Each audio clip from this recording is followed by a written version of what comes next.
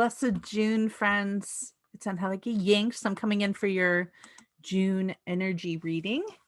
Let me just fix my camera a little.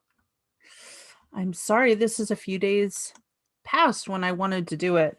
I kept getting sidetracked with my life, which is exactly the medicine of right now because we are in Mercury retrograde and it's not known for um ease, right? So ease of communication anyway. And I also was like, oh, I have to get dressed and put on makeup. So I got half dressed and I do have a tube top on. Sorry about that. So let's talk about the energy of June. We have a powerful month coming up. Like I said, we are still in Mercury retrograde. Um, and that can, of course, affect communication, electronics, all that kind of stuff. And if it doesn't affect you, that's fine. Like for me, I was affected in May before it was even, so the shadow period was harsher for me. I think it's all catching up with me now. I'm feeling a little bit overwhelmed by communication, like not quite being able to keep up with everything. So, um, I just kind of, a lot of people ask me, well, so how do you deal with that? And like, I just come with a lot of compassion. And I think that's part of the medicine of this month is to have a lot of compassion for yourself and just kind of be where you're at. You don't have to be better or further along or whatever. We try to do that. I know I definitely do. And I wish I was better all the time. Like I remember, especially when I first got sober, I was always like, I wish I were 10 years sober. Now I'm 10 years sober. I'm like, oh, I wish I were 20 years sober. So we just have to be where we're at and just be in the lessons that are coming for that time. Um, so let's talk about the other astrological aspects of June because there's a lot and it's going to be interesting, right? So the new moon on the 10th, June 10th is the new moon. So we are only 4 days away from that. So that reading will be coming from my new moon folks on my membership. We have a solar eclipse in Gemini on that day. So just remembering that that's going to be intense, especially so solar eclipses kind of it shadows the sun. So remember, solar eclipses we're not looking at. We can look at the lunar, not the solar, unless you're wearing special glasses or you're doing it in some way that makes sense and is okay for your eyes. So that solar eclipse is in Gemini. And then on the 14th, Saturn squares Uranus. On the 10th, the sun, or the 20th, sorry, the sun enters Cancer. That will change the energy significantly. Okay. Just this period. And I'll kind of talk about why. Because then the next day is summer solstice. The next day, Mercury goes direct. So on the 20th, the sun enters Cancer, which is a watery sign that's a little more gentle. You'll experience it as a little more gentle than Gemini this month. So we're going to do the sun entering Cancer on the 20th, the 21st, summer solstice, the longest day of the year. I love summer solstice experiences and because they're long and you stay up late and you do all the fun things. And just like kind of honoring the sun and that solar energy, which is a divine masculine energy. So this is a time of Father Sky. And it's really, really great to just kind of be with the sun and be in the sun and kind of bringing in sun medicine will be really sweet, right? We often, and I know I'm really guilty of this, talking more and more about Mother Earth and Father Sky, talking about the divine feminine instead of the divine masculine. And the divine masculine is really important. So for those of you who are Christian, for example, you're going to be you probably work with the divine masculine a lot. For someone who's pagan like me, I work more with the divine feminine. So this is a really great time for me to connect with Father Sky, with the divine masculine. Okay. So then Mercury goes direct on the 22nd. Remember, there's always a shadow period for a few days. So if you're feeling like Mercury is still retrograde at that time, totally normal. And then there's a full moon in Capricorn on the 24th. I think that will be a really gentle full moon. I don't think it's going to be super intense. So, let's talk about the eclipse, the solar eclipse, which is going to, like, eclipses always bring new beginnings. Um, a lot of us who are super sensitive, like, I can still remember eclipses from, a few years ago because they were so intense. So the eclipse season happens, they usually come in groups twice a year. And this one started a little earlier, and it is just, kind of shifting things, and tends to bring changes and unexpected news and all that stuff. Um, so they're often dramatic, and I'm trying to see if I'm missing anything. So that feels like I've already kind of covered that, and I might be on the new moon be doing a solar eclipse reading as well. So so if you're one of my subscribers, you'll hear all about that. Then June 14th, Saturn in Aquarius and Uranus in Taurus form a 90-degree angle, which astrologers call a square. And as you know, squares cause tense, harsh energy between two planets. So don't be surprised if you feel pulled in two directions. First of all, that's just part of these squares. But with Saturn and Uranus, they're kind of going to be a little more intense. And then when we go into Cancer, I think you'll start to feel things start to lighten up, and then we'll go into Gemini season. And that's just its own thing, right? So, okay, let's talk about the medicine of June, which I pulled earlier. I've been pulling over the past couple days as it's slowly been coming. I always pull cards. I don't know if you guys, I guess you guys know that because I always lift them up, but um, I really enjoy doing this process because it's not conscious. But if I had to consciously choose some medicine, I probably would have been very similar to what was naturally chosen, and that's what I love about this process. Okay. So, we've been working this whole year with a lot of major arcana. I think last month we had the Fool, the month before that we had the Hierophant, then we had High Priestess and the Magician. So, we've had a lot of wonderful medicine come through. This is our first minor arcana. It's a wonderful minor arcana. It's the Nine of Pentacles. And she's, of course, the artist. So this is really a time and a month to be focusing on art, and also, like, in what ways you can, she's kind of said to be retired, right? She's made her money. You can see she's behind all these grapevines. The grapevines are representative of a lot of fruit coming to be, right? Money, being well enough to be able to do that. And so sometimes this is the card of the woman who has retired, or the woman who can stay home with her children. Like, this is another card indicating that she has pomegranate on her robe, which is, she has lots of red, which is always the indication that someone is wealthy. And the pomegranates are all about fruitfulness. Okay, so the other part of her is the hawk, or the falcon. She's, a lot of people ask me, what is up with this? What kind of bird is this?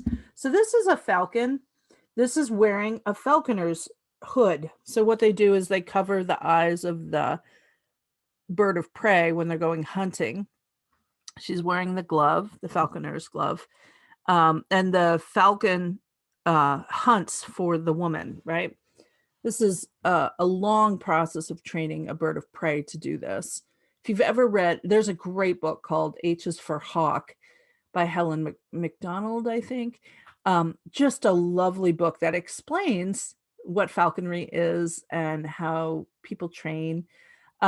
So, one of the wonderful things as a tarot reader that I think is important is, like, when you go in and you find out, oh, it's wearing a hood. I thought that was kind of part of the bird, of being this, like, elegant bird. But the fact that she's tamed this falcon requires so much discipline. And it's a very niche community. Like, but it used to be something that was done, hunting was part of not royalty, but like the upper class would be hunting, right? They had hunting dogs or hunting falconry. They took part in that, they hunted for play, rather than for food. It's not the most efficient way to find food. It's usually a display of being able to train a falcon. Okay. So that's part of the medicine of this card, the Nine of Pentacles. You have this artist, this well bred woman who has time to explore and do these kind of things. She's not looking for food. The food, she's wealthy. So things come to her. And that's kind of the medicine of this card, is to find, first of all, your artistic, artistry. What are you creative around? And then on top of it, what can you be disciplined about? What can you train? Because the huntress, right, the one that hunts, has a laser vision. And later this month, actually, I'm doing a journey at Altaview Wellness Center with Hawk. So we're going to be talking about that laser vision in that journey as well. But so it's not surprising that this card came up. So she seems like she's just very relaxed, she's retired, but she's also pursuing disciplines that make her mind sharp and that keep her occupied and interested and interesting. um I love her. A lot of us, especially us earth signs, relate to her a lot. She's also the card of the gardener, the one that keeps um, her land tended and is a steward of the earth. So she's also wonderful for that medicine as well. So we're working with the Nine of Pentacles for this month. I also pulled a mystical shaman card, and we have the Council. So the Council is an interesting card, and it's about meeting with your spiritual council, your elder council, as I like to call it. And I was taught that by Athena Parakis when I studied with Sage Goddess. She calls it elder council, and she does a journey to elder council. And I've taken people on that journey before, and it is very, very powerful. So if you can connect with your elder council this month, that would be wonderful as well. How do you do that? Okay, you're going to journey into the upper world. And so I'm thinking maybe I should throw up an upper world journey. I have a lower world journey for my subscribers to get free. So maybe I'll do one to the upper world as well for you. So just give me a few days for that. But I'll just do a general journey to the upper world to meet your elder council. Now, the elder council tends to uh, exist of angels, ascended masters, ancestors, spirit guides. Okay, so when I talk about all that, which I think a lot of teachers do, does everybody know the difference of those things? I think some people get confused. So angels are um, like angelic creatures that have never really been human. There are two major archangels who have been. That's Metatron and Sandalphon, but the rest are said to have been always angels. They are messengers of God. They come in often with like their own kind of medicine. Like Raphael, for example, is the archangel that works with healing. He's featured on the lovers. And then you have like Archangel Gabriel, who's the messenger. He's the one that blows the horn. He's on the judgment card. You have Archangel Michael, who's the protector angel, and he comes in with messages too, but he's very strong. He's got strong presence. He comes in temperance. And you have all these different archangels. They come in for different medicine. The ascended masters were humans who have been elevated to a status that is like they're eternal teachers. Buddha falls under that.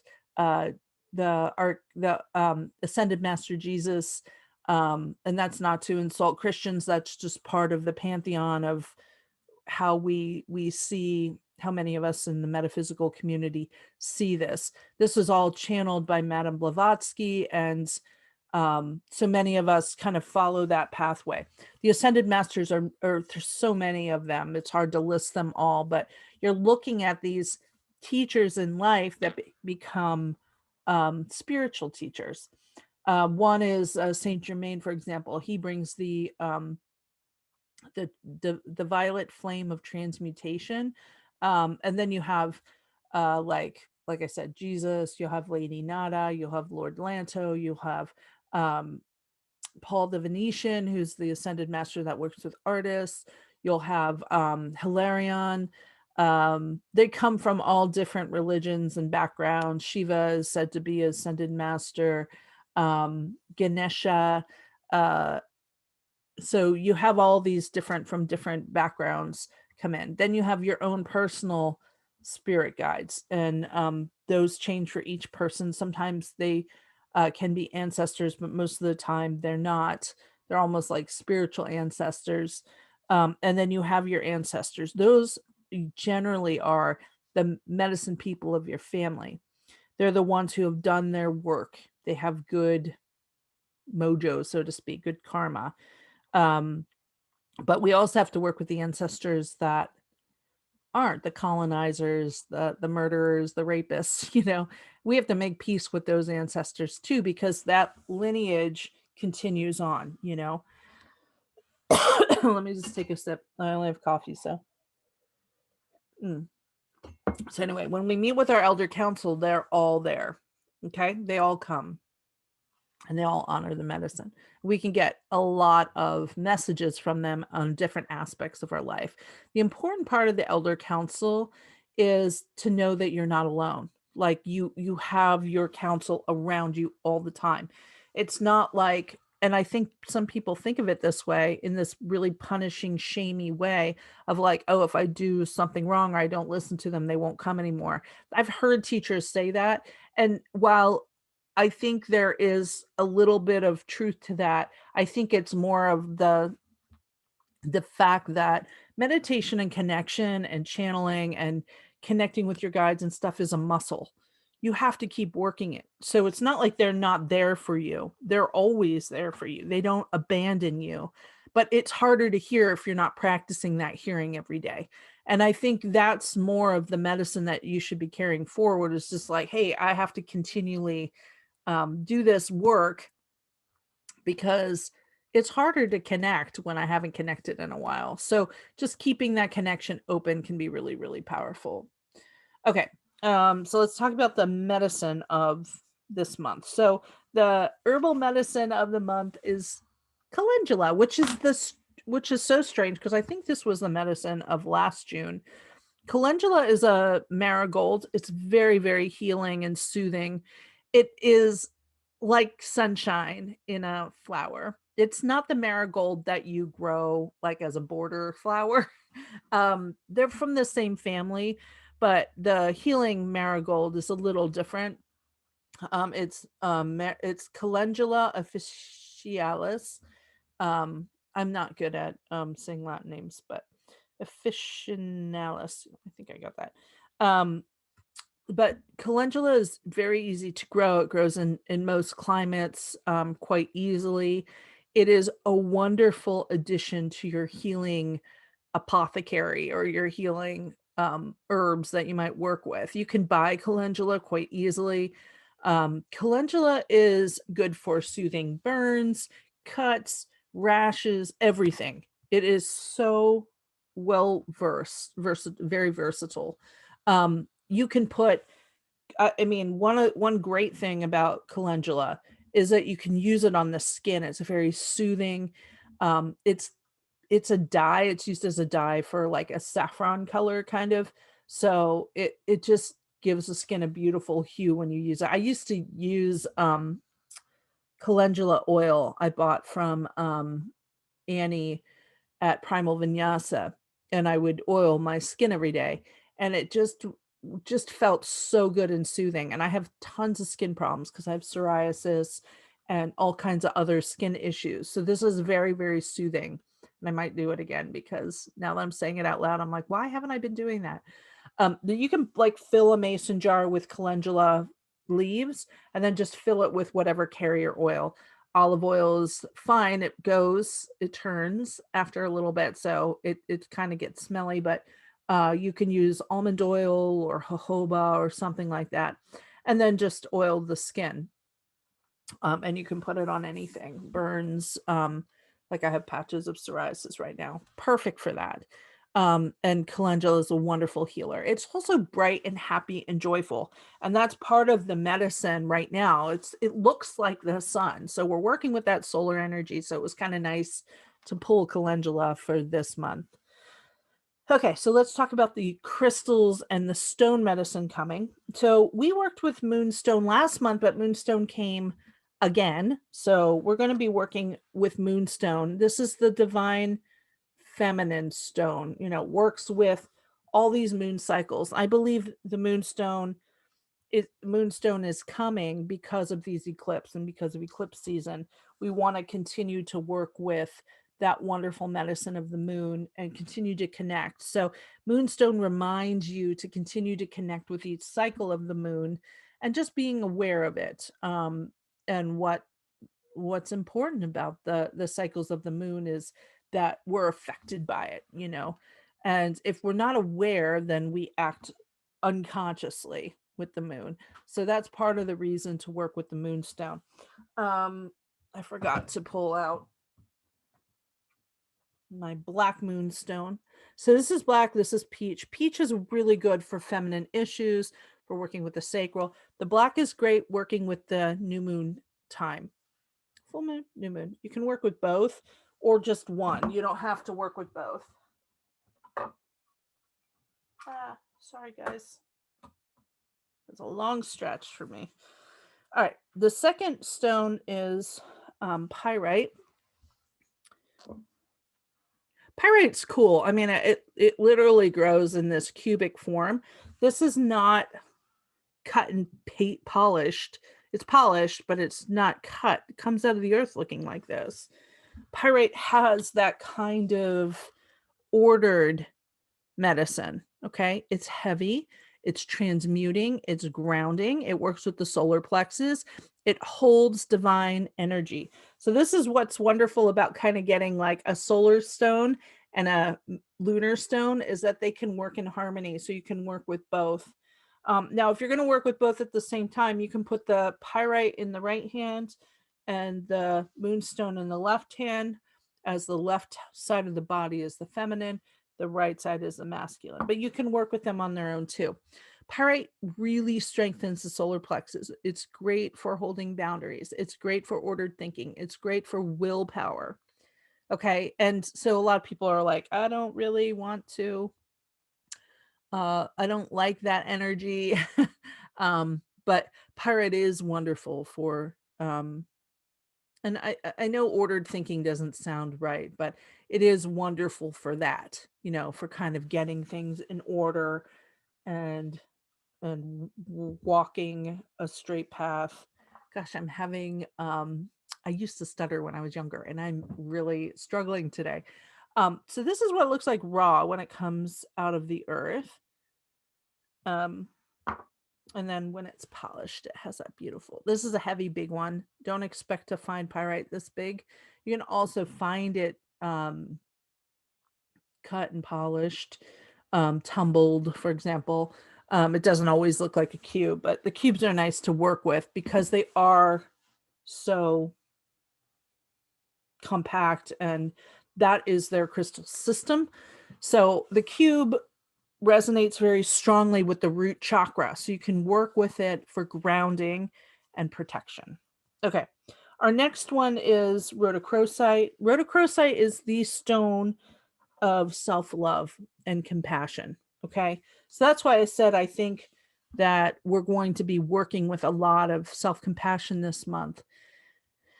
There's a wonderful book by, I believe her name is Laura Neff, called Self-Compassion, about how to actually work with not loving yourself and how to cultivate self-compassion, because we often have a lot of compassion for others and not for ourselves. And this is work we all, if you haven't already done it, it's work to explore. This month is a wonderful time to do that because we're inward with Mercury retrograde, with some of the eclipses, especially at the new moon. So working with self-compassion, and I'm going to differentiate that between self-love, because sometimes self-compassion is the first step on the self-love path, because we first have to be compassionate about our story and our place. Remembering who we are, where we came from, and how far we've come can be a really important part of the self-healing journey. So if you can cultivate compassion for others, you can cultivate compassion for yourself. And that can be the game changer for spiritual work, to just be able to not excuse behavior, but have compassion for the fact that you were doing the best that you could with what information you had. So we're using rhodochrosite for that work.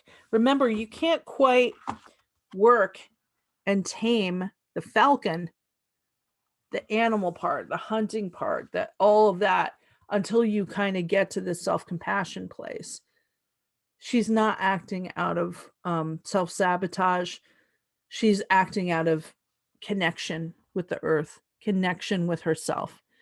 Anytime in tarot when you see someone taming a wild beast, right? We're talking about the strength card, or you see the animals on the card. It talks about our instincts to hunt, our instincts to be wild. So she's kind of tamed that as well. So you have to see her as someone who's tame, who's tamed herself. She's under control. She doesn't lose her shit easily. She's not a Karen, like in a grocery store throwing a tantrum. She's someone who says they're really busy. She has compassion for others instead of saying, I need to see the manager. I've been waiting for 5 minutes. This isn't a Karen. So I think that can be really important to remember. And she works out of compassion and self-compassion. Okay, so rhodochrosite looks like this. You often see it this way because the layering of rhodochrosite is so beautiful. But rhodochrosite that's gemmy looks like this. Okay, so you sometimes find it like that. They're both the same. They're the same stone. Okay, now I'm really super excited about who we're working with this month because we're working with Coyote, and Coyote is the sacred trickster. So let's talk about Coyote. Coyote is, I'm going to pronounce it both ways probably. Coyote is the divine trickster. So the trickster energy we're going to talk about a little bit. It's really important. I'll talk about it more with the journey, but the trickster is the one who provides detours for growth by ensuring things don't go as planned, or maybe they go exactly as you planned it, despite what everybody was saying. And because of your stubbornness and your unwillingness to kind of broaden, it kind of backfires against you. So anytime you see tricksters, there's going to be something amiss, right? They kind of go against the rules. Other tricksters are like the raven can be a trickster, crow can be a trickster. I'm trying to think what other good trickster energy. Sometimes snake is. So anyway, the trickster is basically an interdimensional figure, one that confounds humans by his cleverness and provocative behavior. The tricksters play tricks, but they do it for a purpose. Oh, I know a perfect trickster. If you've watched the movie Moana, um, Maui is a trickster god. He is one that is constantly tricking. He's very clever. He tries to turn things against you. And they're always sort of funny and playful, and they end up breaking down convention. And that's the kind of important part of the trickster energy, is that tricksters play tricks, but they do it for a purpose. So they survive on their wits and their cleverness. So they tend to create a new and better world, and because they use the rules against itself. Okay, so they use the rules against the rule makers to show the flaws of the rules, right? They tend to live in the borderlands between nature and culture, between this world and the next world, between change and tradition. So as such, they really hate hard categories and rigid thinking. So anytime you see a character that's kind of in that place where they're like, oh, I gotta, trick the gods out of their own fire, for example, that will be a trickster god or a trickster energy.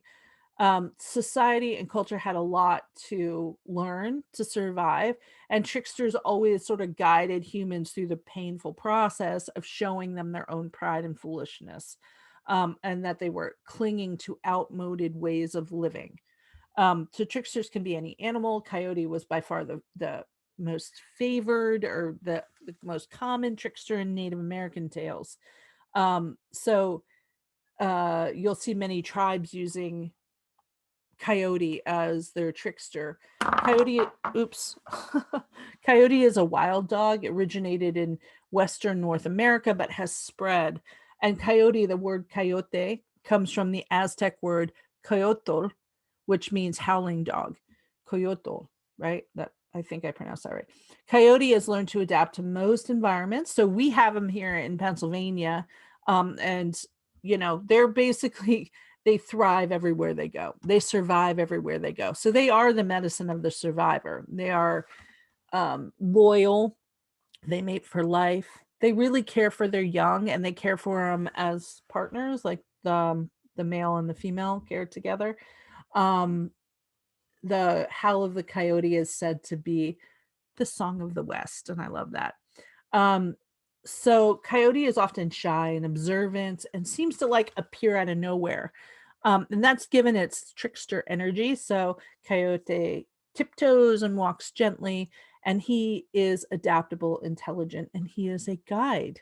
So coyote masters family dynamics. He knows how to hold strong boundaries, and he steps away in general from drama in order to support mental health. So he is a wonderful guide for those who need to set boundaries with their family of origin. And he does it with humor. Coyote helps you not take things so seriously. So we're going to have some fun with that this month in the journey. And so I hope you enjoyed the medicine reading for this month, and I will talk to you soon. Bye.